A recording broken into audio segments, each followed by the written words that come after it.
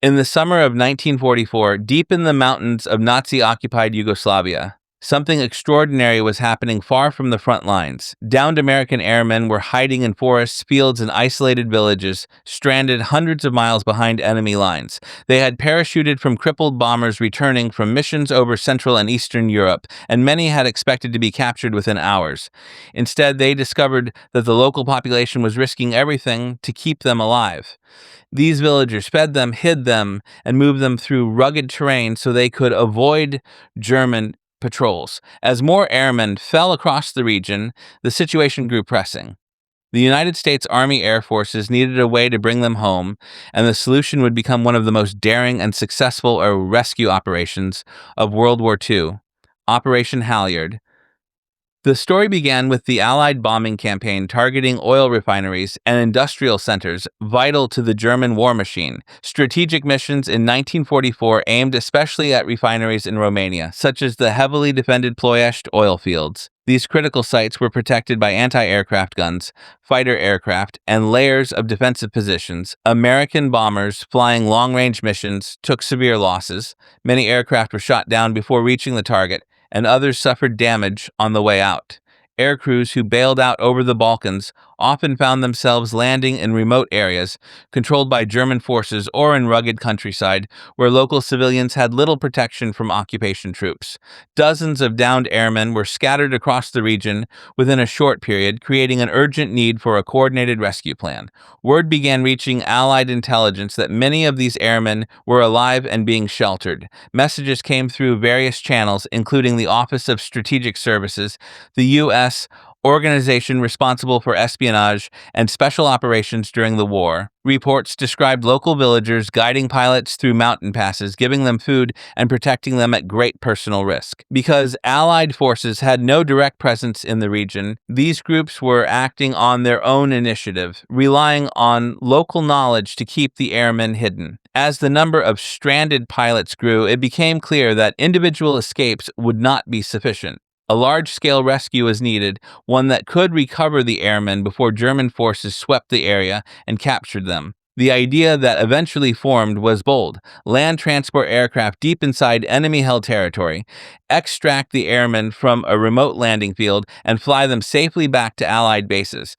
This was not a typical plan for the time. Landing large aircraft behind enemy lines required clear ground space, good weather, and a location far enough from German forces to avoid immediate detection. It also required a covert team capable of coordinating the rescue, establishing communication, and securing the landing zone. Planning began between U.S. Special Operations personnel and local contacts who were already assisting the stranded airmen. By mid-1944, the chosen site was an area near the village of Pranjani, located in mountainous terrain with limited road access and considerable distance from major German garrisons. The location offered natural concealment and a high level of local support. Villagers began preparing a makeshift airstrip by hand. They removed stones, leveled the ground with basic tools, and worked quietly to avoid drawing attention. Because heavy equipment could not be brought in without alerting enemy patrols, all labor relied on manual effort. The resulting field would later prove capable of supporting transport aircraft, but only after careful inspection and coordination by trained personnel. To manage the rescue operation, American officers and OSS operatives were deployed by air. They parachuted into the region to establish direct contact with the downed airmen, assess the conditions on the ground, and supervise the final stages of preparing the landing area. Their tasks included organizing the scattered groups of airmen into a single location, maintaining security, and coordinating with local guides who knew the safest routes. The American teams brought radio equipment to communicate with Allied command, enabling the scheduling of flights and the monitoring of weather patterns that could impact the mission. As these preparations unfolded, the airmen waiting in the mountains lived under constant threat. German patrols occasionally searched nearby villages, and the risk of discovery was ever present. The stranded pilots relied on local families for food, shelter, and guidance, sometimes staying in barns or temporary shelters built away from main roads. Many of the airmen were exhausted from long treks through forests and hills. Still, the prospect of rescue kept morale steady. Reports from the ground teams described the airmen as eager, disciplined, and determined to return to their units. The first evacuation flights required precise timing. C-47 transport aircraft would fly in at night, land on the improvised airstrip, load the airmen, and depart as quickly as possible. Every landing carried risk. Pilots had to navigate long distances over enemy territory, avoid detection, and descend into mountainous terrain with no navigational aids other than the lights used briefly to signal the landing area. The ground teams marked the strip with covered lanterns, revealing them only at the last moment to minimize the chance of enemy aircraft or observers detecting the activity. When the first aircraft successfully touched down, it proved that the mission was possible. The airmen boarded quickly under the watch of the rescue teams and local volunteers who had helped protect them for months. With engines roaring, the aircraft gained enough speed to lift off the rough ground and climb back into the night sky. It was the first of many successful flights that would follow. Each evacuation brought relief and strengthened the confidence of everyone involved in the operation. As the mission continued, more airmen gathered at the extraction site. Operations were expanded to accommodate additional flights, dependent on weather and enemy movements. Communication remained vital. The American teams used coded transmissions to coordinate incoming aircraft and ensure that flights were timed to avoid detection. Every evacuation night required cooperation between the OSS teams, the airmen, and the villagers whose efforts had made the mission possible. By late summer 1944, Operation Halyard had become one of the most ambitious rescue missions of the war. Its success relied on secrecy, coordination, and the determination of everyone involved. Downed airmen, villagers, guides, and American operatives all contributed to an operation that was still unfolding. The scope of the mission was expanding, and more aircraft would be needed to bring out the remaining personnel. Each flight carried significant risk, but the reward was clear: the safe return of Allied airmen who had survived both combat and the harsh realities of being behind enemy lines. As the first successful flights proved the Pranjani airstrip was workable, the rescue operation entered its most intensive phase. More downed airmen were being guided through the mountains toward the valley, traveling by foot for hours or days, with the help of local villagers who knew the safest routes. American personnel on the ground coordinated these movements carefully, grouping the airmen so they could be evacuated efficiently when the next aircraft arrived. The operation depended on maintaining strict secrecy. German forces remained active in the region, and any indication of Allied aircraft landing behind enemy lines could trigger a search that might expose the entire mission. The teams worked quietly, with airmen staying out of sight during the day and gathering only when aircraft were expected. When additional flights began, each landing required steady nerves and precise execution. C-47 pilots maneuvered without lights until the final moments, descending toward the hidden airstrip in darkness. The landing field was short and uneven, requiring careful control to avoid overshooting into the surrounding terrain. Once the aircraft were on the ground, engines remained running while the airmen boarded quickly. Ground crews directed them efficiently, helping to load their limited gear and ensure that weight was distributed properly. Every second counted, as the aircraft needed to depart before their presence attracted attention. After boarding, the pilots accelerated down the improvised runway, lifted off from the rough grass, and climbed into the night sky to return to Allied bases far to the south. As the number of rescued airmen increased,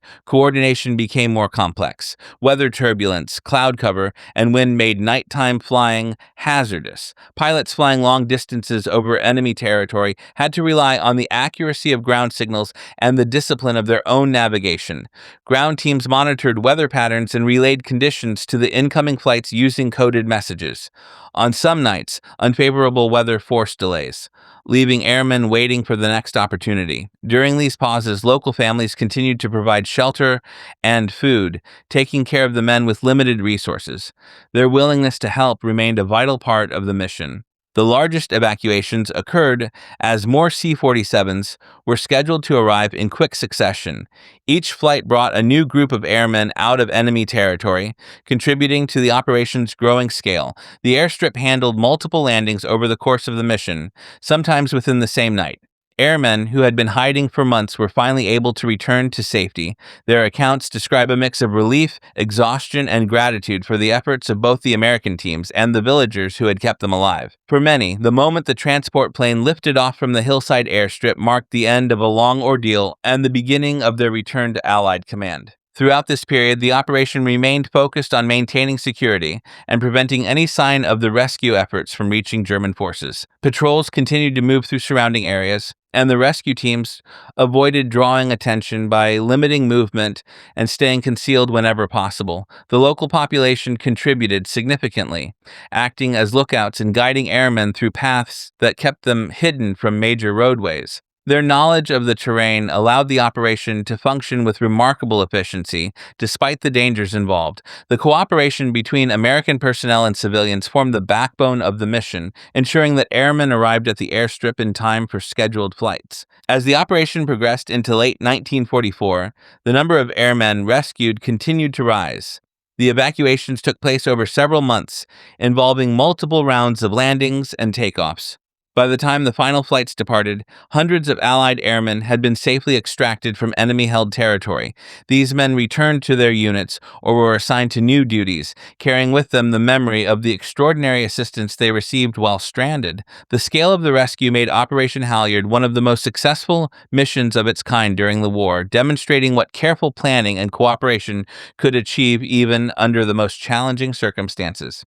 After the final departures from the Pranjani airstrip, the American teams on the ground prepared to withdraw. Their mission had succeeded, and they now faced the task of safeguarding documents, clearing equipment, and ensuring that no sensitive material was left behind. The airstrip that had served as the heart of the operation returned to its quiet state, blending back into the hills and fields where villagers resumed their normal routines. The airmen who had been rescued spread out across the broader war effort, some returning to flight duties while others served in different roles as the conflict continued. The success of Operation Halyard added a unique chapter to the history of American rescue operations during World War II.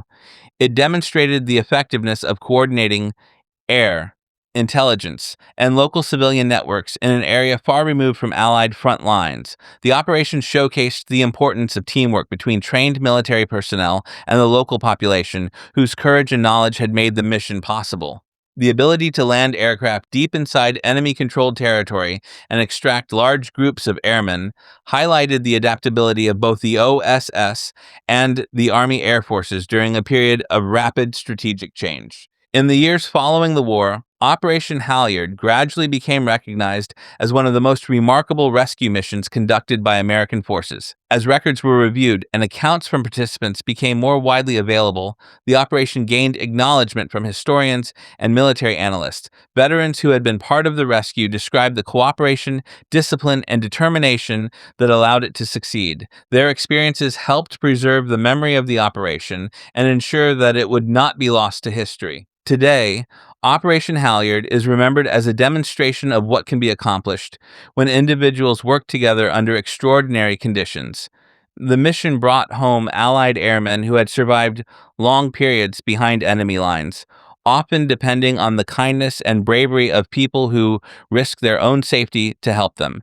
Its success stands as a testament to the resourcefulness of the American teams involved and the commitment of the civilians who supported them. In the broader story of World War II, it remains an example of how strategic necessity, careful planning, and human courage can come together to achieve a seemingly impossible task. The lessons of Operation Halyard continue to resonate. It revealed how cooperation across cultures and backgrounds can flourish even in the midst of war. It demonstrated the importance of precision, discipline, and adaptability in complex missions, and above all, it preserved the lives of hundreds of airmen who returned home because strangers were willing to help them escape the dangers of enemy territory. Their rescue remains one of the lesser-known but most successful operations of the conflict, and its story endures as a reminder of the resilience and bravery that defined so many moments of World War II.